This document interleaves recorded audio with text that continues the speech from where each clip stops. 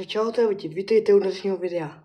To dneska se koukneme na 100% hrdinské momenty. Jdeme na to. Tak tady máme Pepeho. Udělal chybu a teďkom všechno šlo úplně jsem nabráno, ale co Diego Costa vychytal. A potom to ještě v tom zápase samém se stalo, že vychytal 3 penalty po sobě. 3 penalty. Takže kvůli Costovi postoupili do čtvrtfinále. Pepe mu samozřejmě poděkoval. Všichni poděkovali, protože je tak výborný brankář.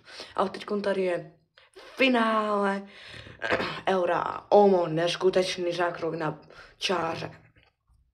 Raduje se. A Harry Kane může být jenom smutný.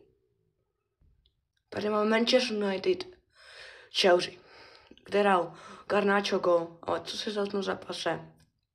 Palmer dal 2 góly. První gól je tady penalta,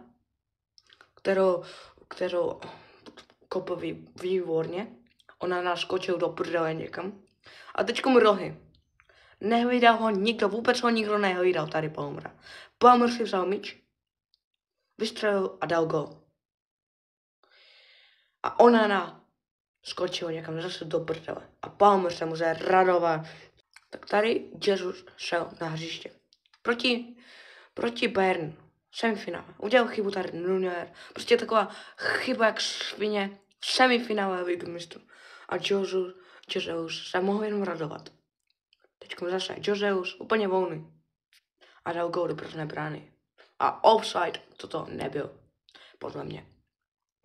Takže tady Jesus z lavičky se postaral o to, aby Bayern Mnichov byl vyhozen. A tady Slovensko, Anglie. Bellingham tady neskutečně nůžky, ale škoda pro Slováky, že nepostoupili. Protože tam Kane dal gol, hlavičku. A tady Anglani se mohli jenom radovat. Tady prostě střela, která se úplně nepovedla a Kane to napral hlavičkou a to nechytil. Dubravka. Takže Angličtí ani postoupili. Ale teďkom tady Chorvatsko, Itálie, kde dali v posledních minutách gól Italové a nepostoupili Chorvati ze skupiny. Takže vypadli ve skupině. A tady co se tady děje? Tady jo. Tottenham Manchester City. Prostě Arsenal kvůli této šanci nevyhrál, protože to Son promohl. Tady neskutečný zákrok a vyhrál to Manchester City. Lukman tady dává první gól proti Leverkusenu. Druhý gól. Teďkom ta hat-trick proti Leverkusenu, který byl neporažen celou sezonu. Nakonec ale ve finále Evropské ligy byl poražen. Takže výherce Evropské ligy byla Atalanta. Teďkom tady Zabal, který střídal místo Moraty a dal rozhodující gól v 86. minutě. Skutečný centr od Cucurelli a dobrá střela od Zabala, který dal prostě proti pohybu Pickforda. A teďkom tady Van Dijk v finále Carabao Cupu. A teď se může jenom radovat Van Dijk, protože dobrá hlavička, k tyči nechytatelná hlavička. Tady všichni přišli radovat. A teďkom tady Mbappé. A tady Humus, neskutečný zákrok. Jak toto mohl vychytat s tou nohou, jak to prostě, to je úplně světý, prostě úplně nádherný. A teďkom Kovačič. Rudiger zná toho Kovačiče a řekl Huninovi, ať skočí na stranu pravou. Levou se vidí, nevím nic. A poslechl a vychytal. A teďkom ještě rozhodnul tento zápas Manchester City a Real Madrid právě. A tady Mourinho, který rozhodnul tento zápas. Ale tady měla být ruka, penalta. Ale rozhodčí byli blbý, no nic. Semifinále. Tady Manchester United, neznám tento tým. Traco. Tento bývý chytr neznám. Nevím, proč jsem tak blbý, ale to je jedno. Manchester United. Poslední dobou šlo úplně na hovno. Stones. Tady nakopnu do brankaře a potom neskutečný zákrok na brankové čáře. Ale není to nějaká pochvala. Za to si můžeš sám to napravit do brankáře. Ristro, neskutečný blok tureckého hráče. Radoval se o sekundu později. Udělali chybu a šli úplně sami na bránu, úplně volná brána. Brankář byl tam na rohy. Oni to poslali, takže mají 3 body a postoupili asi ze skupiny. Já postoupil ze skupiny. Tady se Turkové mohli radovat. A teď tady Pameli přišel na hřiště ve finále Eura. Co? Watkins přišel na hřiště a dal gol v 90. minutě v semifinále. Neskutečná posila z lavičky, teda co? Rooney, jde tady? Vzal mu to? Hned stal? A hned to tam načepoval? Poběžel se chvilku a potom tady v 96. minutě dali gol a mohli se radovat z 3 bodů. Brankář vyběhnul do Mick Magnan a potom víme, co se všichni stalo. Tady tento Giroud šel na hřiště do brány a vychytal tuto šanci, dobře to udělal. Já bych se to poslal být ním, já bych tam nesel. 120 minuta a tady Emiliano Martinez vychytal tuto neuvěřitelnou šanci. Ale ta šance byla promlhaná a Komouani si nepřipřál gól. 97. minuta. Fulham dává gól na 2-1. Garnacho může být jenom smutný. A tady nevím, kdo to je. To se může radovat. Inter Milan, Manchester City. Lukaku hrál pro Manchester City, nebo nevím co. Proč nedal takovou šanci? Proč? Hlavičku mohl dát jenom k tyči. 92. minuta. Tady nějaká střela. Nevím, co to je, jaký to je klub. Střela. A gol.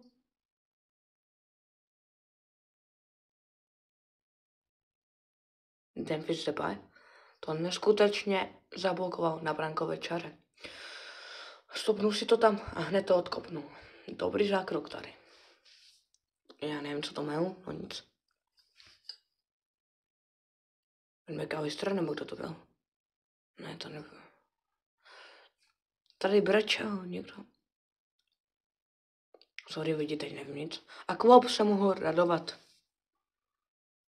McAllister to asi byl. Leverkusen. Prostě německá liga. A neskutečný Leverkusen. Vždycky 90. minutě dávají góly. A Wirtz se mohl radovat. A teď neříkají, zase dali gól. Zase 2 góly v 90. minutě. No nic.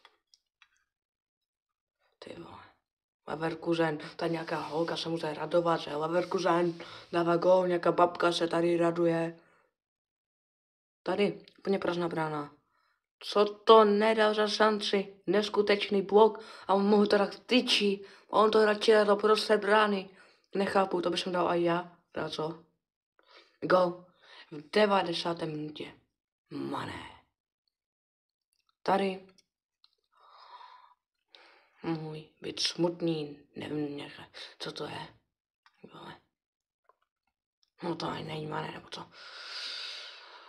Brighton, Tottenham, gol pro tady toho mladíčka. Co? Nechápu, no nic. Dává gol. Arena Luton, 3-3. Hlavička, gol, neskutečně. Skutečný gol hlavičkou, tady nemohl brankář nic dělat. To bylo nechytatelné. A Rice se může radovat. Chelsea, Manchester City. Tady Rodri. Neskutečný gol. Výherce zlatého míče. A bylo to vyblokované, takže to bylo vlastně, ale 95. minuta, penalta a gol pro Palmera. No, nic. Palmer se musel radovat proti svým bývalým týmu. Neznám tento klub, ale no nic. Vychytaná penalta a mohli se jenom radovat. 95. minuta. Centr. Oscar Bob dává gól. 95. minutě a Palmer. Teda co Cole Palmer, teda co ne. Pep Guardiola se mohl jenom radovat. Tady vychytaná penalta Mbappé. To po dorážce dal. Dneska moc japuju, teda co. Mbappé se mohl radovat. Teďka je hráčem Real Madrid. Berníchov, Lipsko. Harry Kane dal gól v 90. minutě. Neskutečná volej. A brankář nemůže zase nic dělat. 86. minuta. Tady dává gól, nevím, kdo to byl, nesmí se na mě, prosím, nesmí se. Ten hák jsem ho radoval, protože Manchester United dává gól a Hojmund ho dal. Ten hák jsem ho radovat a Hojmund taky. Ten neskutečný Thiago Silva, neskutečné nůžky. No ne, neskutečné nůžky. Asi se zranil, no nic. 20. minuta. 94. minuta a Real Madrid dává gól, spíš Jude Bellingham, proti komu nevím. Já jsem dneska nějaký divný, no nic. Chelsea, Crystal Palace. A tady, kdo to byl, nevím, kdo to byl. A Palmer má asistenci, no nic. Berníchov a nevím, 1-1.